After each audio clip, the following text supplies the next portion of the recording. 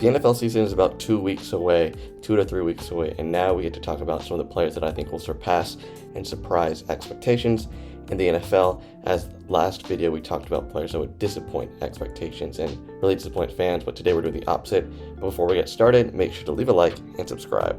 Number 1, we have Tetairoa McMillan, and I think he will be a breakout and a top 10 receiver, maybe even a top 7, top 5 receiver in the league. I think the expectations for him are pretty high as one of the best receivers in the league, as he just won Offensive Rookie of the Year.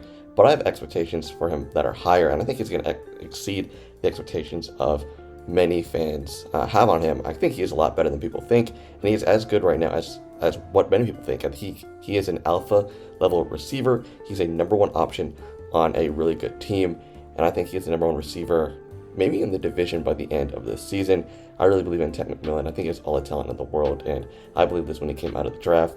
I think he's going to continue to elevate Bryce Young, continue to elevate the Panthers in the NFL, and I think he'll be maybe a borderline top 5 receiver in the NFL with a monster season.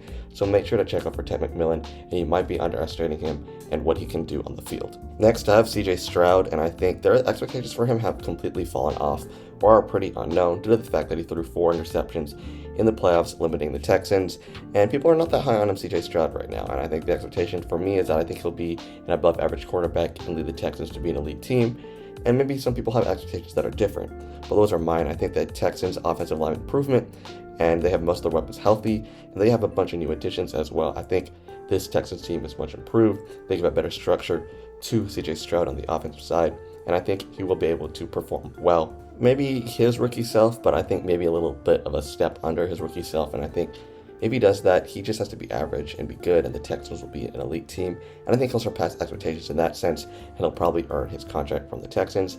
I think he can establish himself again as a top 10 quarterback in the league and play like the way that we fell in love with him at the beginning of his career. For number 3, I think Tyler Shough will be a franchise quarterback for the Saints.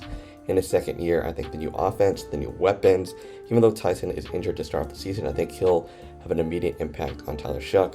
They got Travis Etienne, they got Kellen Moore, Chris Olave. I think this team and the Saints team are going to surprise a lot of people, and specifically Tyler Shough. I think he's a really great, sound quarterback.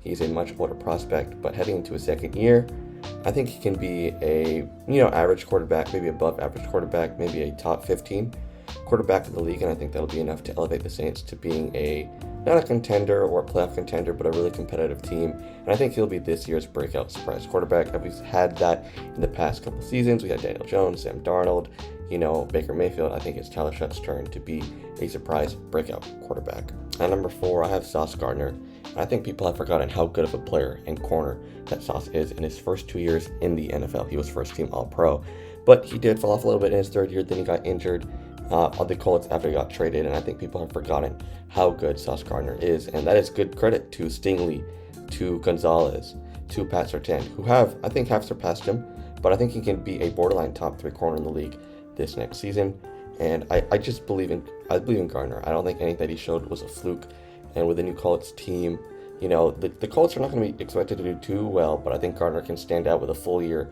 with the team, full year with the system, and a full offseason of rest, and I think Gardner will become another great elite corner in the league, and I think he can establish himself or reestablish himself as a top 3 corner in the league as well. So I don't think people have that high of expectations on him because I think I've fallen off, but I do believe in Gardner, and I think he can go back to that position.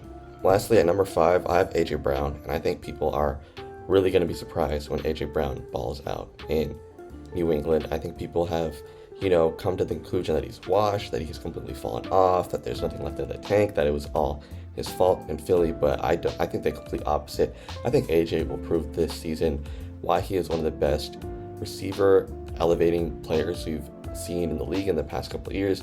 Look what he did with Ryan Tannehill, look what he did with Jalen Hurts, and look what he's about to do with Drake May.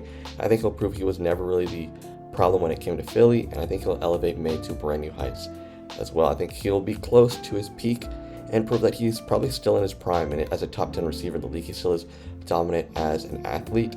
He might have slowed down a little bit, but I still think he has all the talent in the world to be an elite alpha receiver, and that's just the case for me. I think they just misused him. I don't think Hurts and him were on the same page, but he's just been dominating in training camp, and I think AJ will prove to the rest of the league, even at the age of 29, that he is still an elite receiver. and that he is continuing to build his case for possibly being a Hall of Famer when it's all said and done. So I think people have underestimated A.J. Brown. He's been one of my favorite receivers to ever watch. And yeah, I think he's going to absolutely be dominant this next season alongside Drake May. Those were some of the players that I thought were going to surpass and surprise expectations of NFL fans. Make sure to comment down below what you guys think, and maybe comment down some players that you think will absolutely shatter expectations as well. I didn't really want to do rookies for this type of series because, the expectations vary, and there's something really to base it off of, and I just think that would be unfair. So I think I'll make a separate video for the rookies. But if you enjoyed this video, make sure to leave a like and subscribe.